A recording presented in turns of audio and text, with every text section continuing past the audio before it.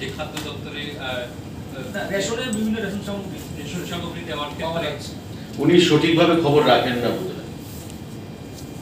নিশানা করাই যদি মূল উদ্দেশ্য হয় বা আক্রমণ করাই যদি মূল উদ্দেশ্য হয়, খাদ্যমন্ত্রীকে দোষ দেয়। তবে আমি সে কথা বলছি না। কাকে দোষ, কাকে টার্গেট করা, সেটা আমি পরে আসছি। কিন্তু আগে being a responsible citizen or a responsible political leader, আমি আগে জানবো যে what is what, কি হচ্ছে। আমি অনুরোধ করব, রিকোয়েস্ট করব, he is a seasoned politician, senior politician of the state, he must know it properly. আগে জানো, তারপরে বলো। You must be a good listener first, then you speak.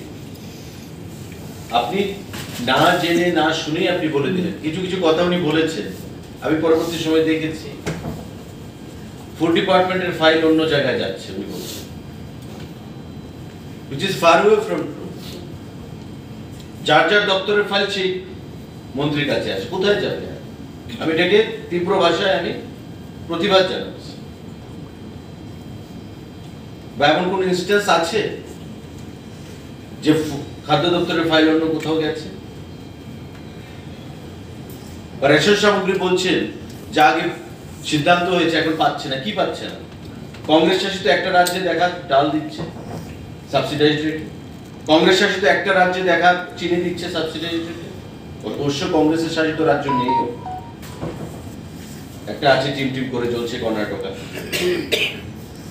তাও মুখ্যমন্ত্রী উপমুখ্যমন্ত্রী রাস্তায় প্রতিদিন ঝগড়া করছেন। তো সে বিষয়ে আমি যেতে চাইছি, কি জিনিস না পাচ্ছে আপনারা বলুন না সাংবাদিক বন্ধু।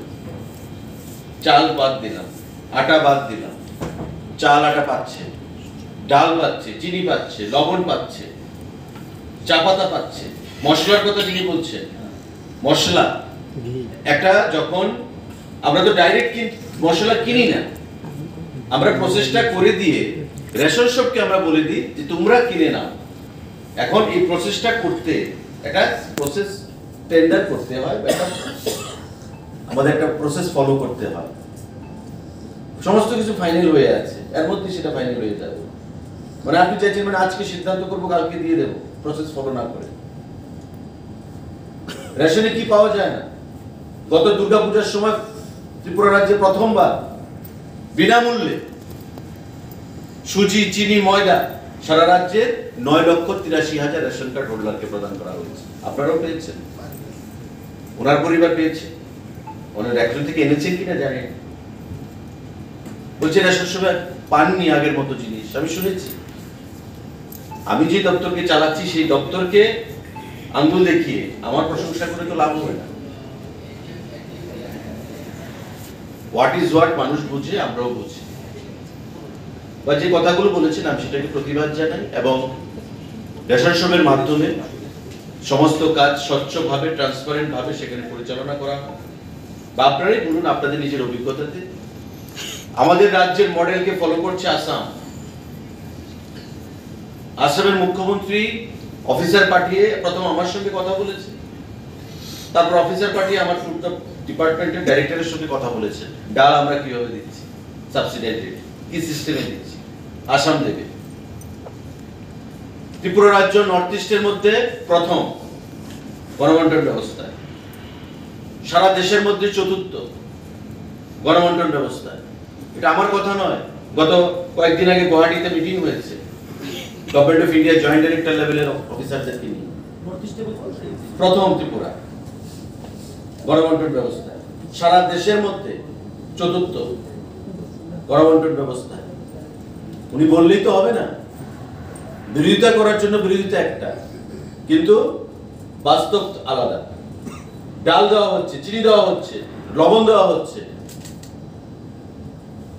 সরষের তেলের টেন্ডার ফাইনাল হয়ে আছে, রেটটা খুব হাই।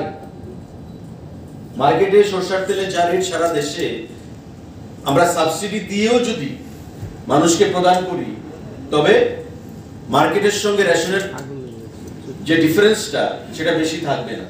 তো স্বাভাবিকভাবে মানুষ রেশন থেকে কেন নেবে? তার জন্য আমরা একটা ওয়েট এন্ড ওয়াচ করছি সারা দেশে তেলের দামটা কমে কিনা।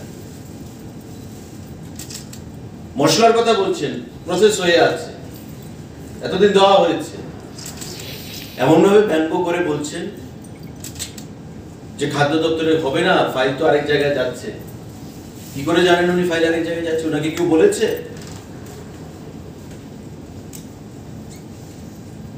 ক্যারিকেচার করে, ব্যঙ্গ করে কথা বলা খুব সহজ, কিন্তু বাস্তবটা এবং একটা সিজেন্ড পলিটিশিয়ান, সিনিয়র পলিটিশিয়ান থেকে এই জিনিসটা আমরা আশা করি না। সত্যের সঙ্গে কোনো যোগাযোগ নেই উনি যেটা বলেছেন। আমি তার প্রতিবাদ জানাচ্ছি। এটা রাজনৈতিক ভাষণ ছিল, মঞ্চে উঠে অনেক কিছু বলা যায়। রাজনৈতিক ভাষণ যখন দিতে ওঠে কেউ মঞ্চে অনেক কিছু বলে ফেলে, যার সত্যতা থেকে অনেক দূরে। তাই এই দলকেও মানুষ বর্জন করেছে সারা দেশে এবং ত্রিপুরা রাজ্যে।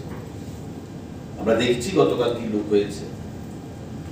সুতরাং সত্য জিনিসটা গ্রহণ করাই উচিত এবং বাস্তবে দাঁড়িয়ে কথা বলাটাই উচিত।